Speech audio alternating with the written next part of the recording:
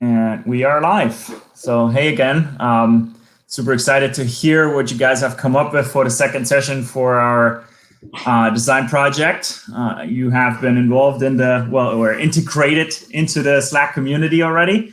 I don't know how the conversations have been so far. I've tried to kind of seed it a little bit, but let me know how that went and if you need any more help from that. But besides that, I think I'm just looking to you to kind of get an update and we'll take it from there. Awesome. It was very, very, very great to see on the Slack community that people were already supporting each other, like the new members that were joining and everyone was saying hello. That was awesome to see that encouragement in that community.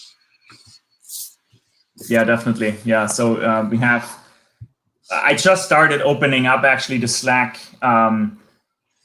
channel, I guess, to join through the website and sharing the link on social media. So far, we have not had a public way to join the Slack. So anyone who kind of was applying for the cohorts or something where they were manually added. But we decided to open that up because there really isn't any downside to just have the community grow larger than maybe anyone who is active. And if someone just wants to join and kind of just listen in and kind of see what's going on for a while before they become active, that's fine as well, right? And some people want to see that. They want to see what's going on before they're going to invest their own time. Right. Yeah, exactly. Well, awesome. I'm just going to give a brief overview of what we're doing today a bit to start. So we're going to share the feedback that we have. Well, the analysis of the feedback that you sent from the 10 different cohort members that participated in that feedback survey. And we also have an awesome presentation to share with you about heuristics. And then to end with, we want to talk briefly about our interviews. So we fortunately have 3 people that have signed up for interviews all on Friday. Nice. And 3 was basically our threshold. 5 is ideal. So we would really still love to have 2 more people because 5 is a really magic number. But 3 also, at least it's great that we reached that threshold of 3. That's awesome. Yeah. Let me know. And we can do that through Slack so we don't call anyone out here on the live stream. But let me know who already confirmed so that I don't bug the same people. Okay. And then I'll follow up with some of them. I know all of our members in the community right now are extremely supportive of what we are doing. And it's probably more of a question on finding the time which works for them, finding them at the right moment. Mm-hmm. But again, I'm going to support that effort as much as I can. Well, I'll definitely made a note. We'll let you know afterwards who signed up in our recap. And we can also, if there's somebody specific that you think would be really great for the interview, they've been participating a lot, we can be flexible with our hours. So okay.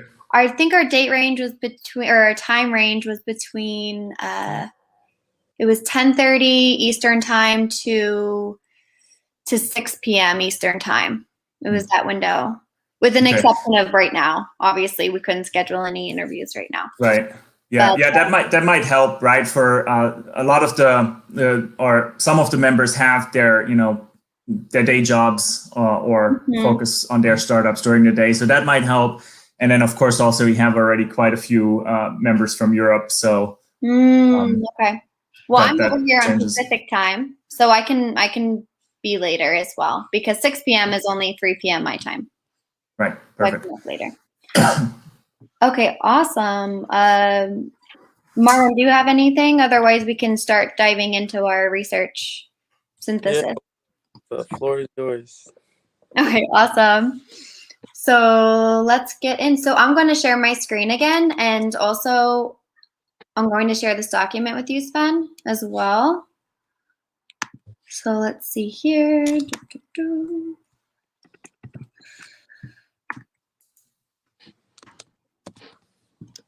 Okay.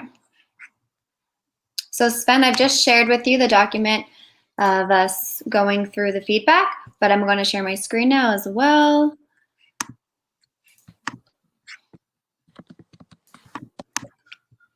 And then can we add these documents? Like, it's fine if you guys work on them while you're working on them, wherever you have them, that's fine. But can we then add them all to the Google Drive? Yes. Just eventually, right? Like, no, I don't really care when we do it. If you share it like that, works totally fine for me, just so we have it all in one place and we know kind of where to look. We can start doing that with everything after we've shared them with you. After we're finished working on them, we'll add everything to the Google Drive. Awesome. Moving forward. Okay, I'm just making a note about that. Okay, let's get into it. Okay.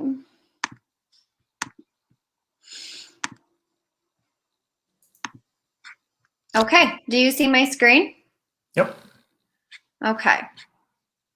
So first, I just want to ask a question here. How did you share this survey with the folks from the cohort? Google Forms. Google Forms, and it would be great to have more feedback as well in the future. But we're also going to be diving deeper with any gaps through our interviews too. But. And so everyone receives the current feedback form. Google Forms is it's okay. It's not the greatest experience either, but I think we have 2/3 participation, right, in the feedback form, which is not terrible. Yeah, that's pretty good. I did follow up, right? Like, it's the feedback forms are like one of those things. If you time them just right, people are pretty willing to do it. But then if they forget or if they push it away, then it's just kind of out of mind, out of sight, you know. Of course, no one's going to go back to that a week later. And I bug him, but I can only do so much either. I don't want to piss anyone off.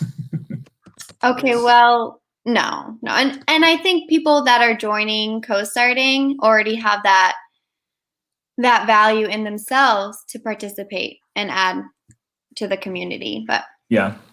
So I hope that we give you some further insight today. I mean, you've gone through these surveys, and on Google Forms, they have these great graphs at the end too, and you can look at the results, but I hope that you get some insight. And please stop me at any point to questions, comments, just jump right in, Sven. You too, Marouane, just jump in. You guys have anything to add? Sounds good. Okay, so basically here, to give you a brief overview before I dive in, we went question by question, dissecting them. So I'll be going through question by question, just pulling out the biggest points. And then at the end, we really want to talk about what the value, our personas, and then steps to focus on moving forward. Awesome. Okay, so for the first question, for people who have been in the cohort, do they want to join a peer group? 60% said yes, which is pretty awesome here. And we also did a lot of division here between the cohorts. As we talked about our last meeting, we want to distinguish that. So that's throughout here. So 2 of the people who said yes were from cohort 2 and 3, and that they would pay for it. And 2 of the people said they would like it if it was free. And that was from 3 and 4. And we're going to talk a bit about the monetary buy-in a little bit later too, but when you have a product, you also need to keep it going, you need to have people paying for it too. But we're going to talk about that related to value as well a little bit later on. And for the reasons that people said no, they had other priorities and the value was not clear for them. So again, with value, we're going to keep coming back to this theme of value, and it's something that we're going to be focusing on a lot the next couple of weeks. Mm-hmm. And that also really relates to our other goal of clear communication on the website, is this value and what value we're expressing and communicating. Okay, so on to the next question here. How was your cohort experience overall? So this was pretty much the same across the board for all the cohorts. Cohort 1 and 4 had 1 response, where the second and third had 4. So we have more of a sample size there. But wait, there's a cohort 4? Yeah. That shouldn't be a cohort 4 yet. That must be a mistake in the data.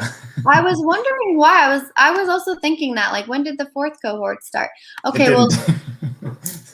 I'll look at that data here real quick, and it's fine. We can go through it. We know it's a glitch. Okay, well, that's going to be throughout, and then we can go back through and fix that later. Let's see. Yeah. It's row 11.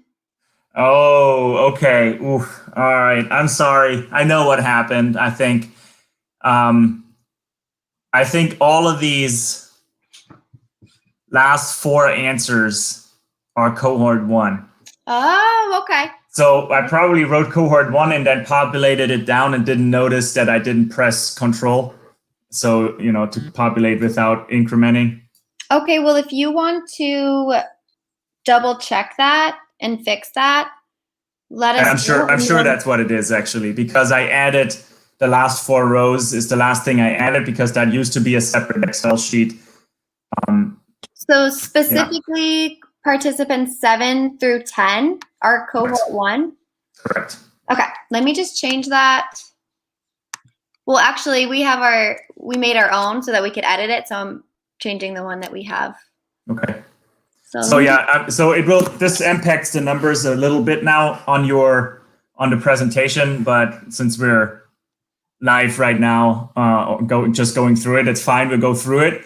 It skews it a little bit, right? By worst case, 25-30% or so right now. And great learning here, right? This is something which we could have noticed yesterday, probably. Yes, you're right with that. And Yeah, I also could have looked further into that, because I was like, when did the 4th cohort start? Okay, and I just kind of pushed that. Yeah, and it's no problem, right? But this is the perfect example, right? Like, so if you see something like that, totally feel free to just shoot me a Slack message, be it in the middle of the night. It's like, hey, there's cohort 4 in the data. I'm just confused about that, right? Maybe there is a reason for it. You could not know, right? Maybe there was actually a private cohort where they didn't want to live stream or something. Who knows?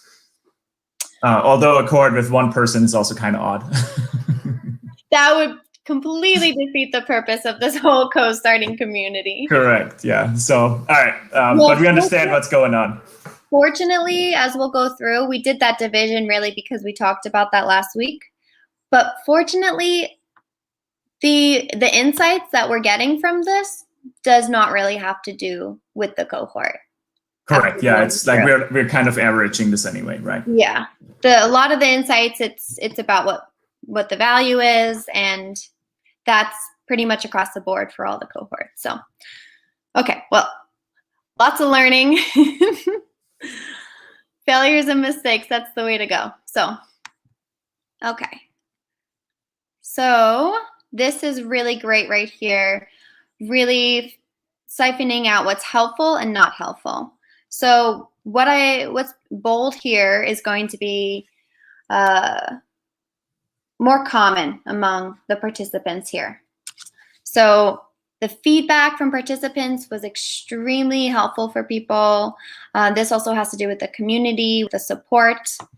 Social media was helpful for people, but with the caveat that this was not helpful for everybody, the social media, these Twitter posts. And I think that it really is based on what the person's product is.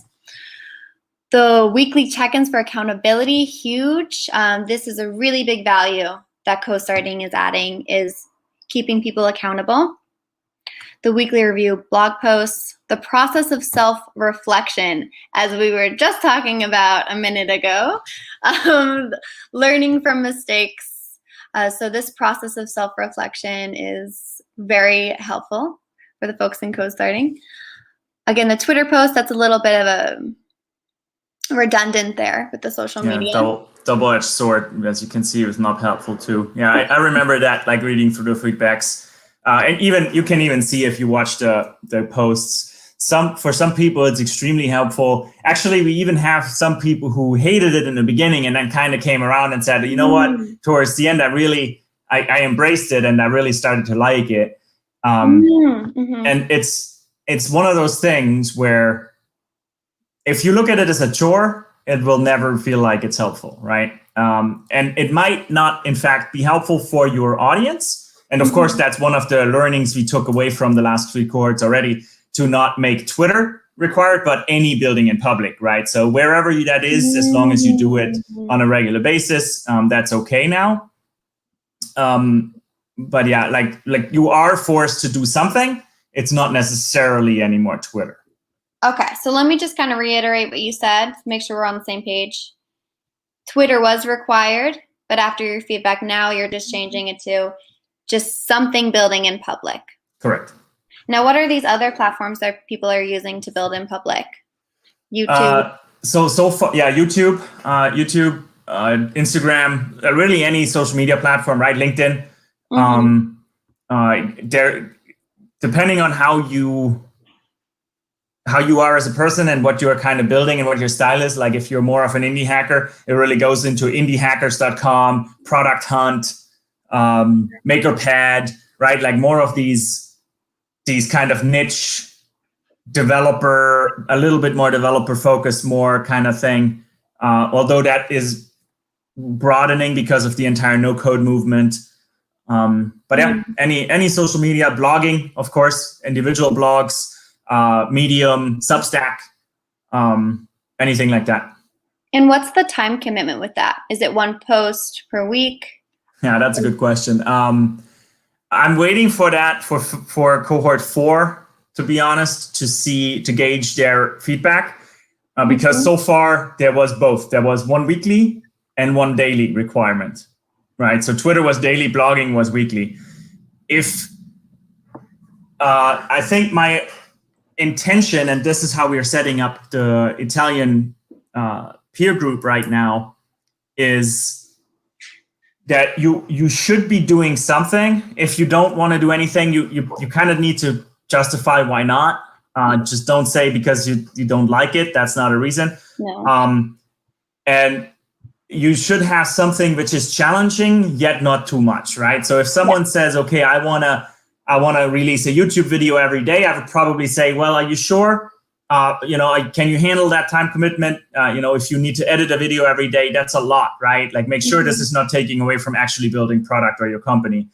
Although it could be, I want to just do a quick 1-minute live stream video on YouTube every morning, like reflections of the day or something, right? For whatever reason, whatever your product is, that's probably doable. But then if you say, I want to only tweet once a month, I would also push back on that and say, I think you can do better than that, right? Because of course, again, the entire reason to do that is to build audience, to get feedback, to be vulnerable, to build personal brand and your product's brand. And I wonder if really establishing these different parameters is helpful. Like really laying them out really clearly too, because this is our world now, but it is still very scary and it's scary for people to be vulnerable. It is. That's a big ask for people. It is, but and it does come with rewards. Right, so and that's why you're here, right? Like if in coStarting, that's why you're here. You're not here to be comfortable. If you want to be comfortable, go watch TV. That's my role. I'm that guy. I'm that guy who says it as it is, who asks you the questions when you're quiet. That's why you're joining, to be forced out of your comfort zone, right? In part, at least. Some of our participants and the future participants are already doing it, are more comfortable already, and that's good. Others are not yet. We're of course trying to have like some trade-off between too much and not enough, right? Like it's just on that line of uncomfortable, but still manageable. Okay. But I agree. I think formalizing that would be great. And I think that is something for, looking ahead maybe a little bit towards the website design. I envision kind of an FAQ section maybe, where something like this goes into more detail about how do we build in public, right? Because I don't think we can really put it into requirements anymore, because as you clearly identified already from these first couple of questions, it depends on the project. It depends on the person. But also, like you said, just because you don't feel like it, when people don't feel like it, it's coming from that fear. And right. that's going to influence their behaviors. Yeah. And people use that as a justification of not to do something. But if you clearly express what the benefit is of building in public, and there is benefit, that can also be a motivation and a drive for people to participate in this. So Yeah. it's definitely something to explore more in our interviews, and looking at what people's fears around building in public are, and exploring too that line between comfortable and uncomfortable. So we'll definitely look into this more in the interviews. So I'm going to send you a link here in a second. Is this about the benefits of building in public? Kind of, yeah. So it's Kevin Chung, who wrote the definite guide of building in public. Awesome. Okay. He's very active on Twitter as well, and it's 9 chapters. I don't know how many pages. It's a book. Let me try to send this to you guys in Slack here. Which that might help you all, you guys as well, to kind of get more familiar with the entire thing. Mm-hmm. So shout out to Kevin for writing this. Good job. Thanks, Kevin. Okay, let's keep moving forward. We do have a lot to cover. Okay, so another helpful thing here was feedback from you and Martin. Not sure who Martin is yet, but you guys were called out there, and gaining insight. That again goes from the process of self-reflection and the process of feedback from others. The motivation to focus, also related to accountability here, and supports through the ups and downs, and the weekly demos. But also the weekly demos comes with some caveats. That was also not helpful for some people as well. So that was a bit 50-50. Not helpful, like we talked about and covered, the Twitter posts. Some advice from cohort members, which we could talk about that more too, but sometimes defining what the community agreements are can be helpful, so people are more on the same page with that. Yeah, I think it's this is fairly infrequent, that type of feedback, I think, as far as I remember. And I think at the end of the day, it's personalities, and not everyone is going to get along with everyone, and that is totally okay. So I don't, like, as of today, from the feedback I read, I don't see a need for action there, to be honest, because this is going back to that comfort zone as well, right? So you see, for example, if you look through the virtual coffee meeting from this week or the last couple, where Ray, one of the cohort 3 members, and myself, he kind of comes in and challenges me a lot, right? And I personally like that, but some people hate that, right? Like, and it depends on how you receive it and how you choose to take a challenge. For me, like, I know Ray now, I think well enough that he has no ill intent whatsoever. That's his way of making you think critically about what you're doing, right? And I'm picking this example because I know for a fact that depending on who you are as a person, you'll receive a challenge like that, either great or really bad, right? And then there's 10 other ways in between. So, and that's just how the nature of things are, you know. I think throughout, since we have, you know, a cohort is 4 weeks, these people are trying to get to know each other really quickly and kind of opening up really quickly. And that is just the nature of things, that something will rub you the wrong way. And that's okay too, right? You grow from that as well, I think. So I'm not too concerned about that particular one, to be honest. Well, I think we're moving into another point as well, which is in here a bit too, that looking at different ways for people to engage and interact so that they can build these relationships. Because not everyone's going to get along, no. But if there is an underlying feeling of trust and respect for each other, then it's more likely that this feedback will not be taken personally. Right. It'll be taken as an opportunity to grow. So that was something from the feedback too, that people kind of looking for more ways to engage and interact with. That's something we can explore. That's one of the questions we have in our interviews as well, is what kind of ways do you want to engage with people and interact? Because yeah, there's many different ways to do that and many different ways to build relationships. And there is ways to build relationships deeper, quicker, too. Yeah. Okay. Yeah, let's look at that. Okay, so moving forward. Moving forward, yeah, let's keep going here.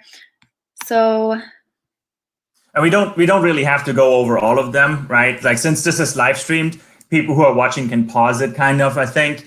And so, like, you can feel free to go a little faster. I'm a pretty quick reader, so. Okay. And plus, I know the feedback anyway, right? So as I glance over it, I kind of know what you summarized. Okay. Well, let's skim a little bit, and the ending here, there's a little bit of a summary there, so that's going to be the most crucial. But I'll start skimming a little bit here. Okay, so the interaction here, and you know what? These numbers here are a little bit lower than, say, people's overall happiness with coStarting, which again I think reflects that we can work on some improvement with just the community engagement somehow. So we're definitely going to want to explore that more. Okay, so I'm just going to keep skimming here a little bit. We're just talking, oh, here's a little typo here. But yeah, definitely want to explore that more, the different ways for people to engage. And then the value of live streams. And this is an ongoing process that you're working on as well. But one thing I do want to say that was great about building in public too, was that the live streams added a sense of pressure. That was a motivation. So that's a really great value that you're adding here. And pressure, and that's, pressure is an uncomfortable thing that does give you growth here. Okay, so moving forward here too, would you be interested in joining another cohort? 8 said yes, which is amazing, and a lot of variance here with the different tracks they'd like to join. And you probably noticed through the feedback too that people do want to find levels to connect at wherever they are on their product launching. So I think that's important to have some distinction here, what people are wanting. Okay, and then would you consider paying for another cohort? 7 said yes, 3 said no, and 99 was a fair value for most people. And also, this could be a gateway for more down the road as well. Oh, Marouane seems to have gone. Yeah, he has trouble with his audio. He's coming right back. Okay. I'm just going to pause for a moment here. Yeah, so the value there, that is one of the most crucial takeaways for me so far, actually, that of course there's always a split, right? Like with the kind of reluctance to pay for something. Mm-hmm. But as the people have gone through, they almost all have agreed that it had at least as much value as what they paid for it, right?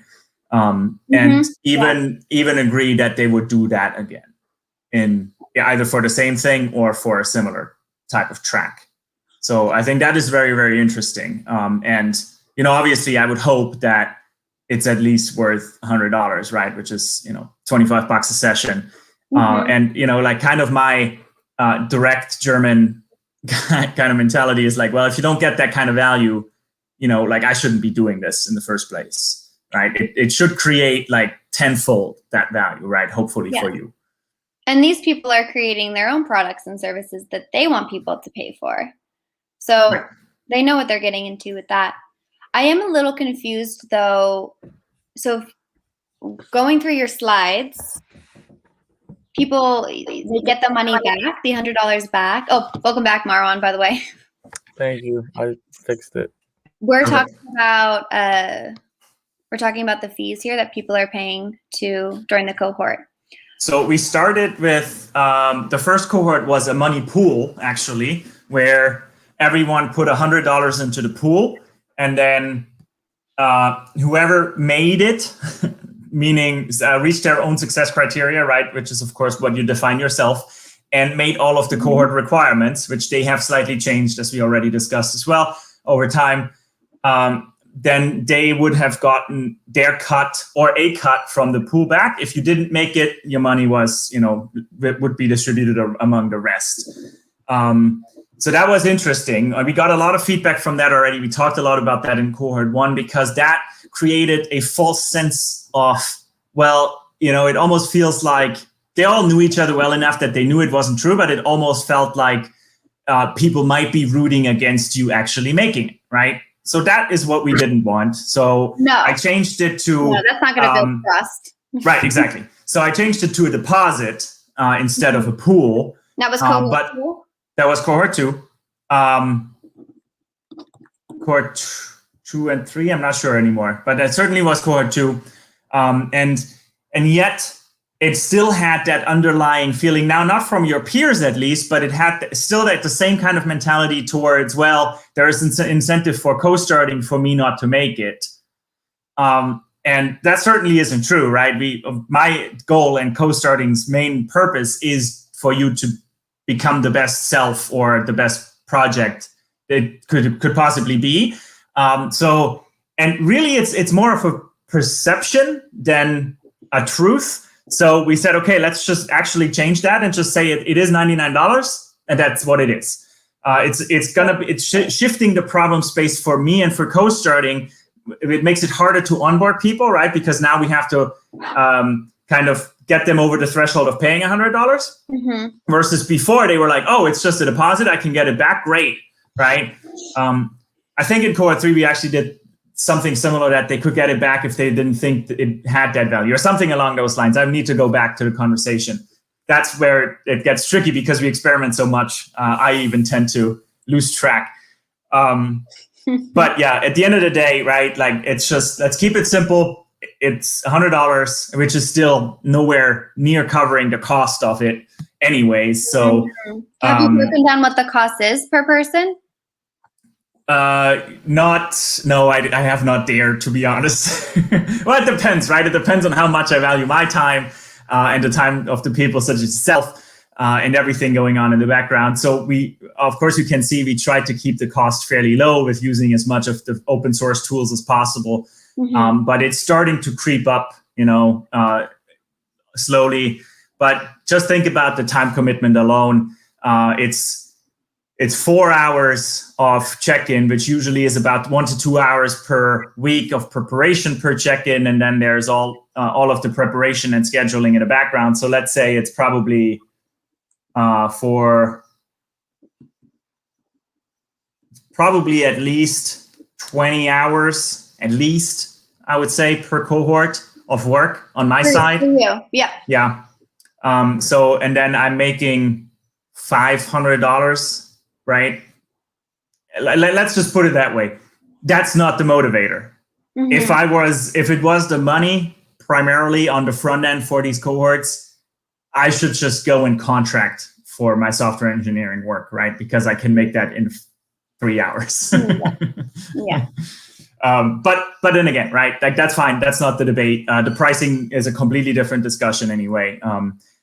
But it has an incentive. It has a motivational effect to the people that it is $100 and it's not nothing.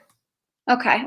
It's great that you've been experimenting and changing it. I completely agree with you that there was an incentive for people not to work out before, and that perception really shapes people's experience.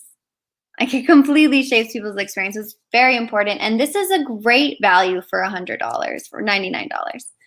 So it's great that you've changed that and just keep experimenting with that for sure. And this is something that we need to know about as well. So we were curious about this. We were talking about this before. We wanted to ask you. So I'm glad we could dive a little deeper with that. Perfect. Okay, let's keep moving, chugging along here. So, okay. So we really, really, really want to focus on the value here, because also that's what we want to communicate on the website for what people are paying this $99 for. So the most valuable things here was the feedback, accountability, shared experience, the framework and the structure, and using that to help create habits, community, and the weekly check-ins.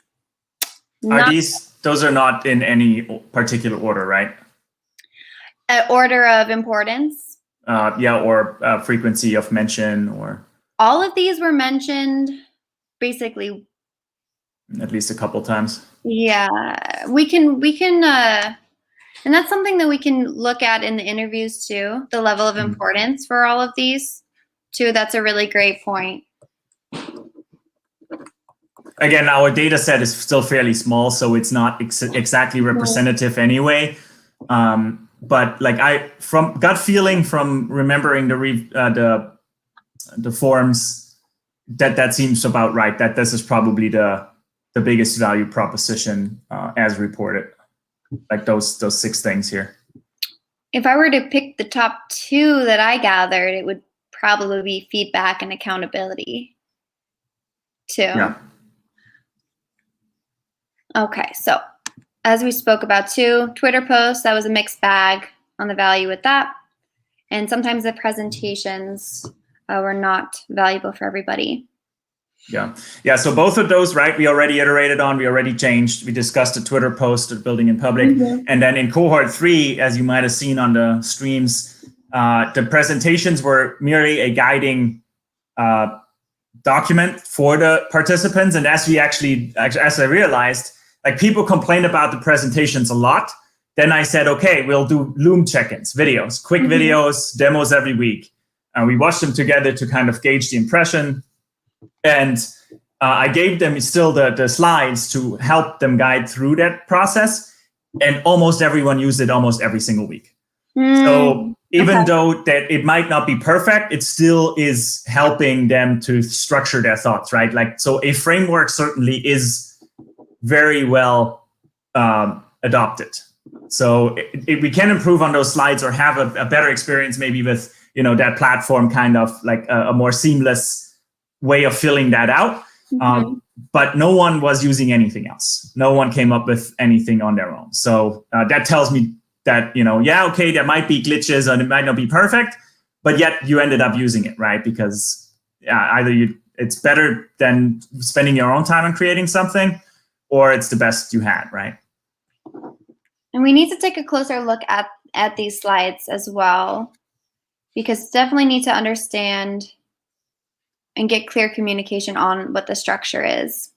Yeah, so we can have maybe either a separate session or one of those sessions where we dive into those, and I can walk you through what my thought process was. But generally speaking, they're highly influenced by kind of the business model canvas, Javelin board way of thinking. If you look at them, it's very, very much on your onboarding already. You create that canvas overview. What's your success criteria? What's your, your high level goal?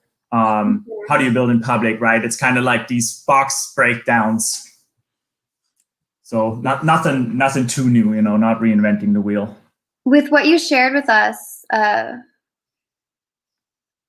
which is that? I definitely want to see that broken down more clearly. Yeah, you see that on the website. Actually, if you click on any cohort, and then if you click on any of the projects, that's the matrix or the table you see there. That's that on the data I am actually gathering from the onboarding form, right? You get sent through the website.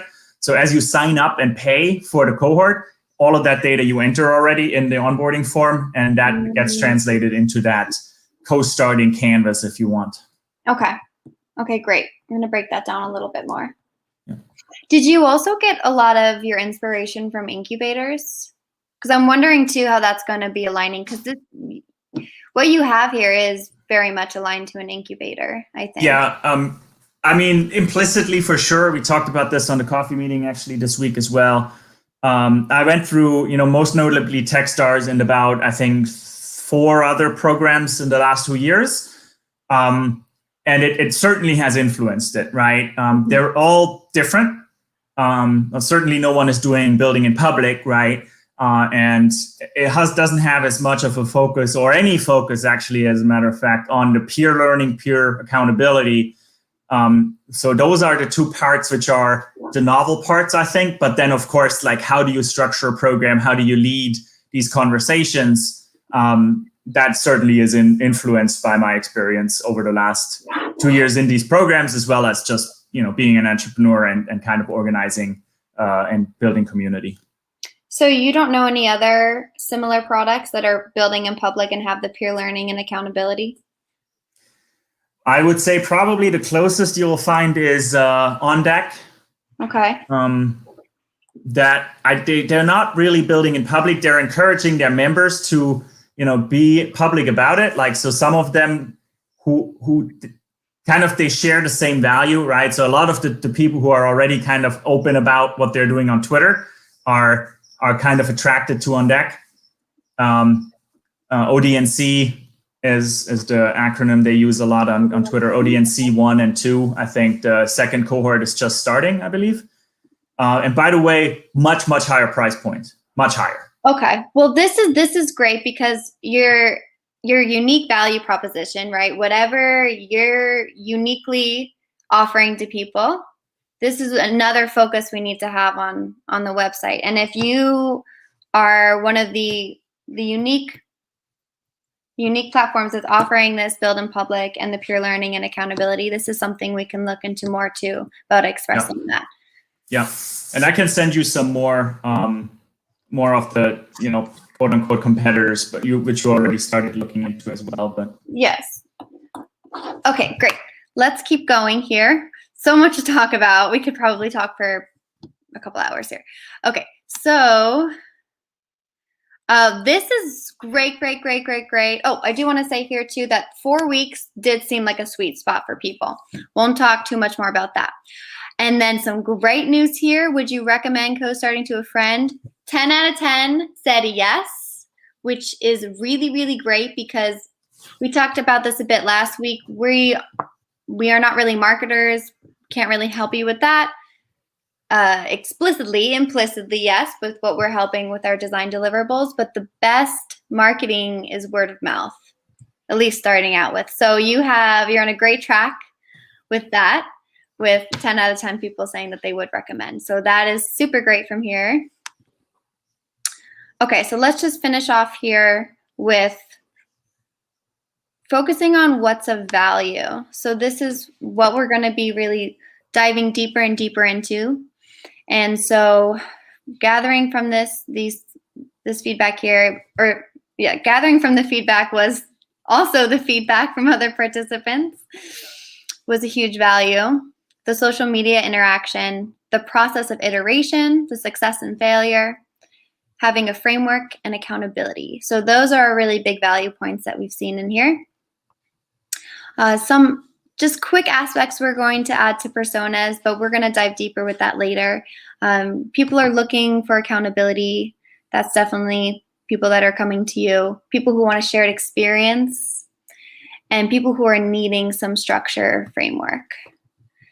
And then some things to look further into moving forward is clearly expressing the value of the program, which we've been talking about a lot, targeting the right people, providing a clear, concise message, increasing ways for engagement, which we talked about briefly, and emphasizing community, which also goes with the engagement part here, which you already emphasize community a lot on your website. But yeah.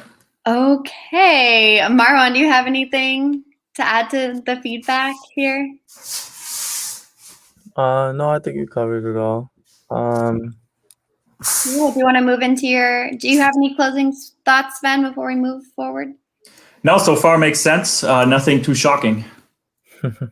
Okay, great. Well, Marouane, do you want to move on to your presentation here? Yes. Let me pull it up. And Marouane had some, I'll let him speak, but he had just great insight that a lot of this is more about the process of your program and the product that you're delivering, but Marouane's definitely going to focus more on the website here and how we can make that better. Yeah, so what I did was look into some competitive analysis. So I looked in some websites that kind of do the same thing. They want you to sign up to something, they want you to join something, and they have a, so to speak, call to action. That which is for you is, join the community, fill up the survey. Let me just, how do you share on here? Right here, share screen. Oh.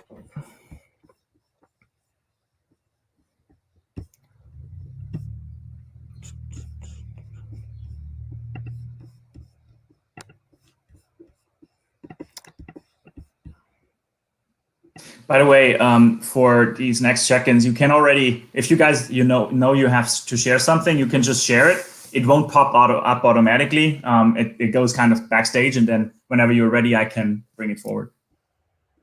Okay. I think, okay, here we go. Helps you avoid these kind of awkward silences.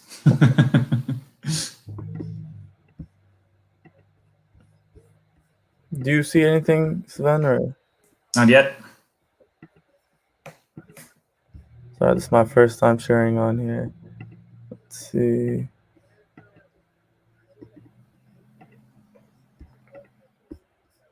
Chrome has lost permission.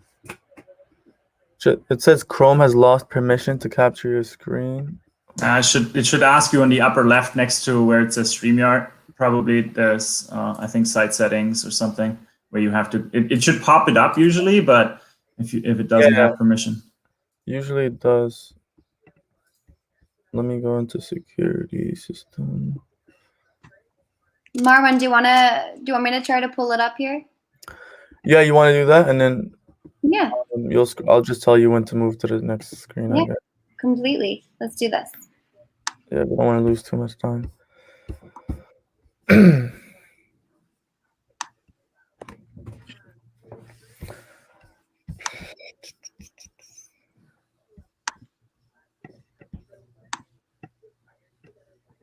Okay. There it is. Awesome. So yeah. Wait, it disappeared. Sorry, I popped it off. Okay. There we go.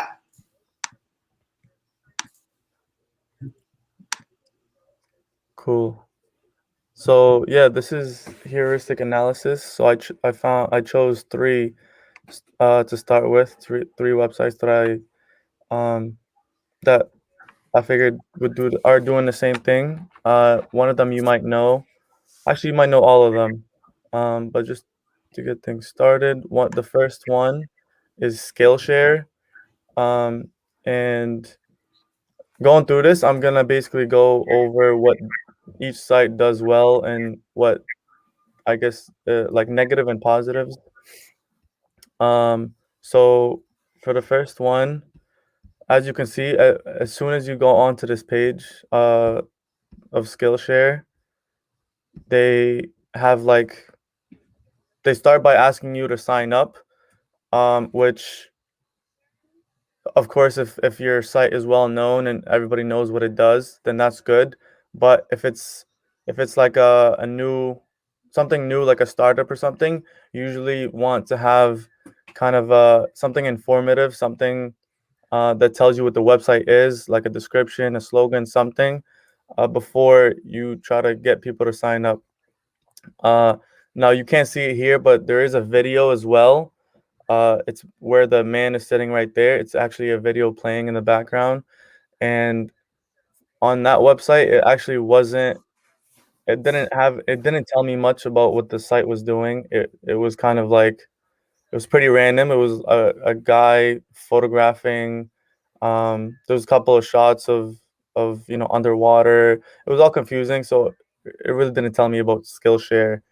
So I thought that was negative. Next slide, please. Thank you. So on this page, you can see it basically starts to tell you what Skillshare is.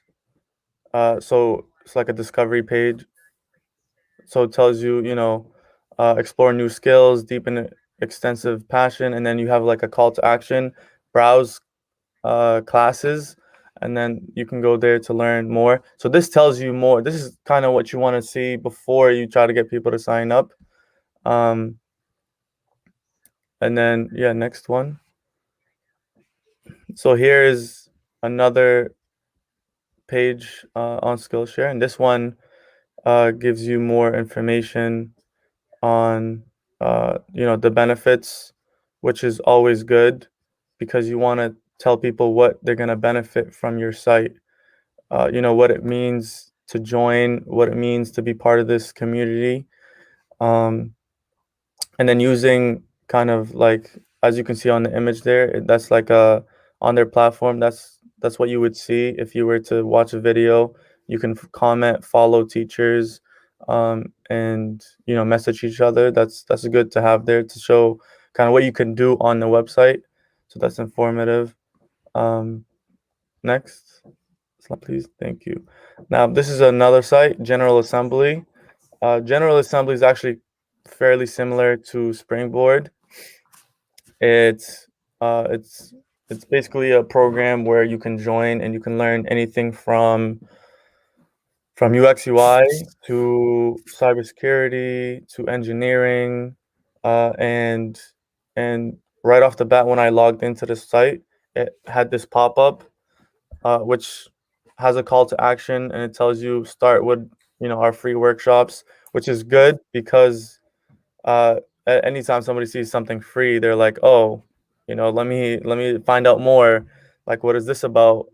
And then you can easily just fill in your email and tell them what you want to do, and you'll get an email fairly quickly, and you're basically subscribed to them at that point. So you'll always get new information from them, which is good. So if you catch people with this hook, so to speak, they they see the word free, they see the call to action.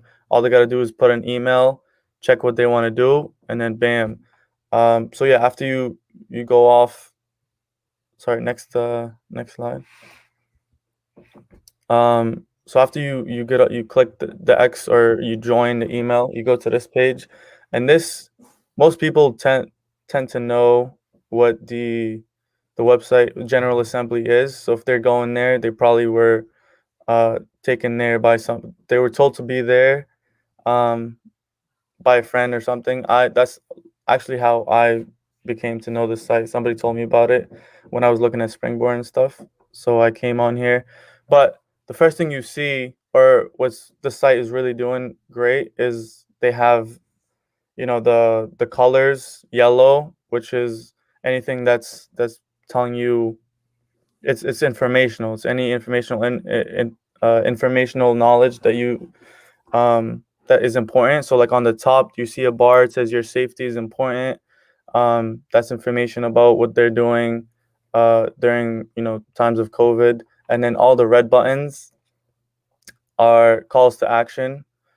So you can easily distinguish between the two. So if you see yellow, you'll know it's something informative, information that you can read and learn more about. And then anything red is something you click, and it's a call to action. So it takes you somewhere to do something, whether join something or browse courses, for example, on the individual. Next. And then here it gives you a nice description of each part of kind of like any course, like all the courses, and then a brief description. So this is really good because you don't want to feed people too much information. You just want to give them enough to know what they're looking at, what they're reading into. And then if they're interested, then they're hooked and they click it, and then they learn more. So this is very organized, layered out. It's and then you have the browse courses, another call to action. So if you want to learn more, if you want to see more courses, you just click there. Next slide, please. So this is a good page because it tells you more. It tells you, it gives you a benefit. So it tells you on the left, the first thing you kind of see is the numbers on the right, which is statistics, which is what the site is doing, like any achievements they have. So you can see 30 plus campuses worldwide. That's really good. You can see that they have 70,000 plus global alumni. All these are accomplishments that they have, that which is really good, and it's big. So hierarchy is very important as well. So if you have information that's important and that will benefit you and kind of draw people in, definitely highlight that and make it big and pop it out. So they're doing that really good here. and on the left it says pay later, learn now, which is another way to hook people in to learn more about what you're doing. You see pay later, then you're immediately interested because it tells you that you're not going to be wasting money or doing anything. Basically you're not wasting money to learn about something. You can just pay later. So anytime that you don't have to pay immediate, anything that's not immediate is always good. Next. So this is, you might notice, like Founder Cafe. It's very similar to what you're doing. It's a community of entrepreneurs. And what this website is doing well is, it tells you what the site is about. It has a nice little picture on the right with the, bunch of people, which is basically the part of the community. And then it has a call to action in blue and says, I'm in, how do I apply? That's perfect. And then next to it, smaller, again, hierarchy, is I'd like more information. So if you're intrigued, but you're not ready to apply and jump right in, you have another option to get more information before you get started. Next slide, please. So here, really good. The first thing you notice is probably the infographic, which are always good. They give you information, but in a visual context. So you have a map, and then of how widespread their network and their community is. It's pretty global. And then they have the coffee, looks like coffee mugs, as distinguishers. So that's really good. Yeah,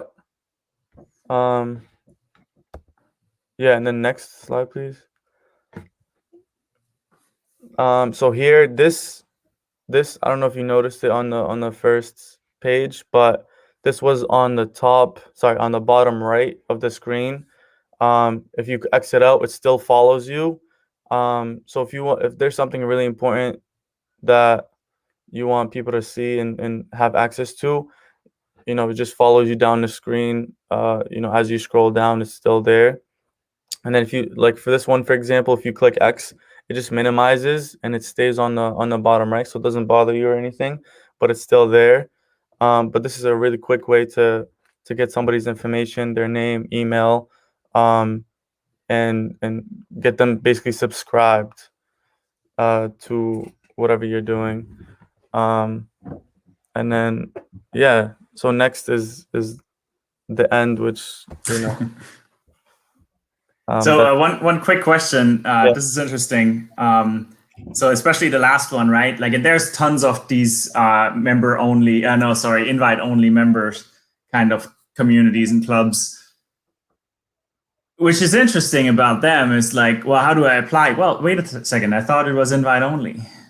Yeah. Right? So I don't know. Like this is little things which kind of throw me off. Of course, I understand invite only is like kind of the scarcity, right? That is a lot of the UX part. That's also a bit of dark UX, though. People can read right through that. Right. Yeah. It's like it's psychology, and it does work. I mean, it does work. There's a few of them which are more popular already, where you already know it's like, okay, well, oh man, Steve Jobs is in there, right? Or was. Like I want in, right? Like that stuff works. I mean, look at Clubhouse, right? Over the last couple of months, it does work, but I never really liked it either, to be honest. Just kind of like a little side note here. But this is interesting. So like, I like how you broke this down from visuals and how you focus on the website, right? So this gets us started on thinking about it. Like I mentioned, I'm going to send you after the call a couple more competitors. And if you can look at them like that, they're certainly in a similar space, right? I personally don't know of anything which is really tackling the couple of things we are trying to combine. But some of their websites are terrible, but their products work, right? And we need to talk about this actually and kind of explore why we think that is. one of them, for example, I know is because they already had a good following, right? They had a great community, then they started, they had a great following, then they started a community and they just funneled all of their followers into it. So that's how, actually, some of them even build in public as well to an extent. And you can kind of see, right, like how they turned on their community, right? There's another one, which one of our participants actually just joined her community. She's cool. She's building like I think it's called Blogging for Devs or something like that. And again, she built her stage first. You heard me talk about this before, right? Like you build your stage so you have an audience, and then you build the product and you monetize the product later. So I'm trying to do it all at the same time, which makes it a little bit more difficult. But that's fine. I like organic growth. I like, being kind of genuine. So kind of that, I'm just saying that so you kind of get a feeling for how I look at that going forward. And you can dive into, the competitors and let me know what you think. Actually, I'm not gonna even tell you my interpretation first, so not to bias you. Marouane, this was really great. And I just want to reiterate some of the points you did. Go for it. Because I really love that you kept emphasizing call to action, because on coStarting, a lot of the call to actions are the same color as the background. They're all orange. So that is a really big aspect. I love that you kept emphasizing that. And I love that you describing the product clearly. I think that's something with the infographics that we could work on too. And the statistics were very powerful too. People love those statistics. It gives them a better understanding quicker. And it's trusted. They're great once you have impactful numbers, right? Yeah. Mm-hmm. But even with that global community, so people are doing this for community. I bet that you have people from all over the world. So showing something like a map like that is very impactful, and it's truthful. It's authentic. Yeah. The map works. I actually did note that down. At least, I mean, we're not that far spread yet, right? But we are in Serbia, England, Germany, Italy, all over the US. That's pretty awesome. I think that's a great start. It's starting, yeah. So I agree, and I mean, we can look into those and see how it feels. Yeah. I mean, it's not bad, right? Like in a matter of 3 months, we have 3 cohorts. It's starting, but it's not those numbers which you usually commonly see, like the 70,000 members, right? Like if we have 30 members in Slack right now. I mean, all right, great. Not to knock our members, it's a great little community, but I don't think that's the selling argument, I guess is what I'm trying to say. But it could also be in percentages. So there could be statistics such as what people were getting at the end of the cohort, how many people were successfully able to launch their product, how many people were successfully able to reach their goals. Yeah, that's true. That's a good point. Because the statistics are really powerful. I really like that a lot. Yeah. Awesome. Okay, so we are already a little bit over an hour now, but that's good. I think you guys did a good job already in this first couple of days in starting to distill this down.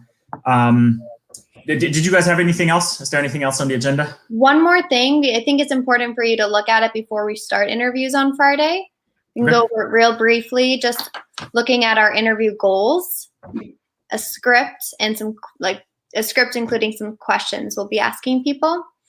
So I'm not sure how familiar you are with the interview process, but we're also going to go with the flow. So we're not going to be robotic and just, asking each question. We're going to go with filling each person out and digging deeper from what they're saying. But this is basically a loose script and goals for us to follow here. So let me share this.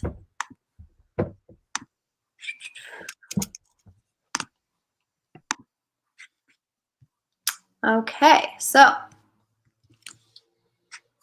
do you see my screen here? Yep. Okay, great. So the goals here. Can you zoom into that a little bit, maybe? Zoom in here? Let's see. Yeah, just a little. Is that better? Yeah. Okay. Goals here, learning about the characteristics of the customers we've been talking about, gaining a greater understanding of the customer experience from beginning to end, using this for the journey mapping, exploring what a successful cohort looks like for a customer, not a question. And understanding what the pain points are for all the customers. Brief script, I really won't go over this. It's basically just an introduction of what we're doing, giving people an overview here. And then the questions here. So we're starting out, gaining some rapport here, understanding who we're speaking to. So asking them to speak a bit about themselves, what product or service they're launching, how did they hear about coStarting, have they ever participated in anything similar? This can also include an incubator, walking us through the process of signing up for coStarting, what they were hoping to gain, what a successful program looks like. This is key here. And again, looking at the values, what specifically worked well, what's been difficult, and then these here, what they would like to gain and give to other entrepreneurs. This is looking at that engagement with the community piece. And then what they would like to, what they've accomplished when they finish the cohort too. And this could also be with the statistics. Yeah, I would propose to add some, either one question or the line of questioning here is, because I think we're missing out a little bit right now is the post-cohort engagement. Like I mentioned, because we don't have a formal peer group format yet, which I am kind of like, there's no formal way of funneling people in there. If there was interest expressed, we could set one up, right? But currently that is a little bit more loosey-goosey. So I think that is another area where I would be super interested in what are people looking for, because I think overwhelmingly the feedback we've gotten so far is very positive. I think people really like their experience. And other than that, everyone is now in Slack and kind of knows each other. There is no formal engagement, right? There is no formal path for people to stay more engaged. So I think that is something we should explore in those interviews as well. What is it that people were hoping for and haven't gotten, or could imagine or would like to do, right? Just to kind of see what options do we have, which direction should we take this? And well, you're saying what were people hoping for? That sounds more related to the cohort they were in, but it also sounds post-cohort. Oh, post-cohort. Again, I look at the cohort personally as the entry drug, right, to coStarting. This is one portal to get into the community. But then what do you do now? Because this is actually a shortcoming of a lot of these communities. Well, you somehow get introduced to it, but then sure, you're in one more Slack group, right? And this is great and it has value and you can, ask and interact, but is that what you wanted? And if it is, great, right? Like you just kind of want an async way of talking to these people, fantastic. But is there something else? We did talk about peer groups. Were you hoping for that and then it just didn't happen and you didn't ask for it? Or is there something else you would imagine? Is there programming you would like, right? But of course, try to kind of not ask them directly leading questions, right? Is always the key. Of course, all open-ended, no leading. I also want to point out that it's very difficult for people to be honest with anything future-wise because people's ideas of their future are very idealistic too. But then again, it's almost a past tense question already because all of the cohorts have already ended for quite some time, some longer, some not so long, so that you could almost ask backwards, has it ended? Did you expect just an end or was there something else? Did you hope for more kind of thing, right? And what was that didn't come through? Would you like some more engagement on a continuous basis? If so, what? I think I agree. They probably don't really know. They don't have a straight up answer for you, right? That's our job in kind of figuring out what that is in the end. But hopefully we get enough kind of thoughts from them or feelings on what would help them continuously, right? Because we did get some people asking throughout the cohorts already. It's like, oh, can I join another one? Because this is helpful. I want to keep that momentum up. All of these I funneled into a peer group so far, but again, I don't want to just kind of come up with products and then present them as options.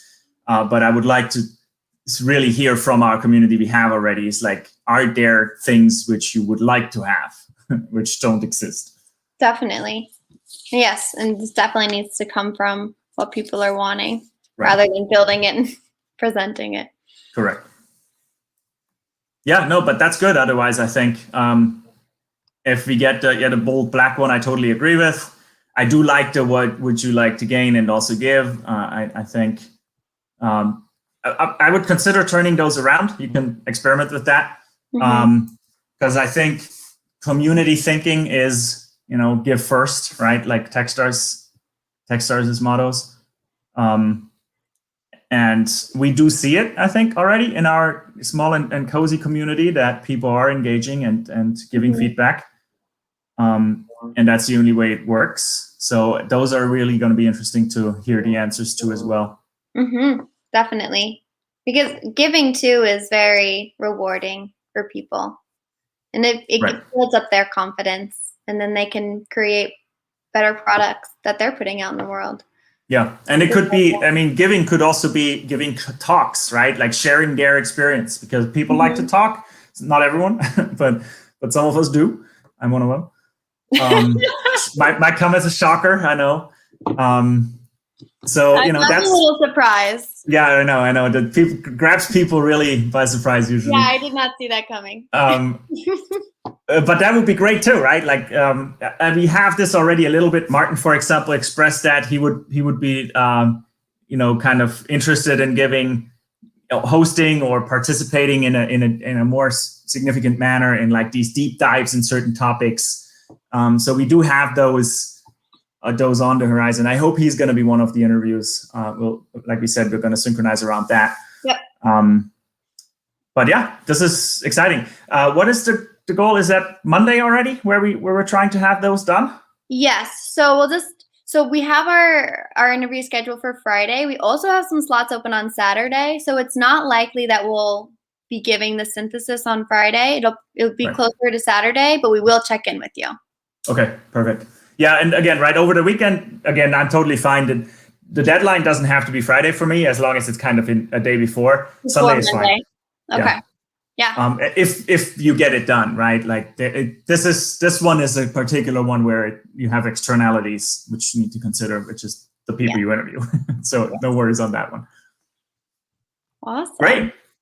Fantastic. Very good. Fantastic work. I love it. I can't wait to see the next step. I love the fast progression on twice a week now too. So really stay on the ball. It does seem quick.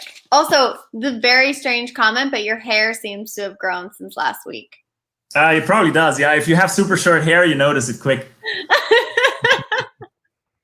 Yeah, I don't know if you noticed yet, but if you go back in my everything you can find about me online, which is actually a lot, but it's either this or like this long. No. Yeah, your LinkedIn picture has long hair. Yeah, LinkedIn, those pictures are actually super old. I need to get new headshots. But I grew it out a couple of times over the last couple of years. Like when I got married a couple of years back, they were like this long, no, ponytail. I cannot picture that. Yeah. You'll see. Do some digging. There's plenty of weird pictures of me out there. I'll give you. I'll challenge you guys. Find the most embarrassing picture of me. There's a couple of weird ones out there. I'm down for that challenge. You just have to embrace the internet. We all know once it's out there, there's nothing you can do. So I could definitely relate. Back in weird is good. 100%. Cool. Awesome. All right. Any parting words? Nope. This has been great. Let's keep moving forward. Same here. Thank you so much again. I'm looking forward to Monday or Sunday to see the first results of the interviews. Absolutely. Awesome. Thanks, guys. We'll talk soon. Yeah. See you later. Thanks, everyone. Bye. Bye.